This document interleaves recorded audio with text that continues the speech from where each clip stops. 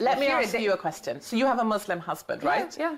Let me ask you a question via you for him. No problem. If Islam is so fantastic, why do Muslims always flee to Christian countries? I tell you why, because Christian countries, or Western countries to be more precise, tend to send troops to their countries, destroy their homes, and then push them out of their neighborhoods. That's why. Because but why come to Christian countries? Why not go to Saudi or another Muslim country? Well, because Saudi Arabia actively prevents their Muslim neighbors from going there. And the UK government or the US... But why does Saudi prevent migrants going there? Look, I'm not an ambassador for the Saudi government. No, but probably I'm asking, because why come to Christian lands? It is a repressive government. Isn't it because Christian lands are free and tolerant and open? And isn't that the very thing that Muslims try and change when they arrive in our country? That's my question and my challenge in the UK. When you say that I don't have an lands answer are from tolerant, or when you actually... Open, tolerant, welcoming, enabling people to practice religion, but then they try and take over. And yet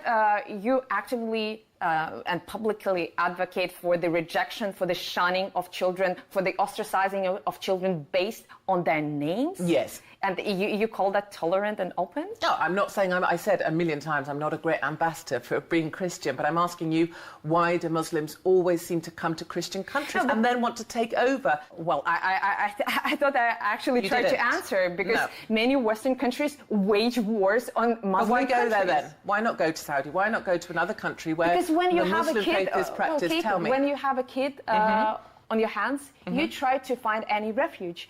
Literally, you would go across the Mediterranean even if you don't know how to swim. You would do anything possible for your 2-year-old But we or don't 3-year-old. see any women and children on the boats across the Med. We do see, but even though I would agree that primarily it is 620-something on the Aquarius, 11 children.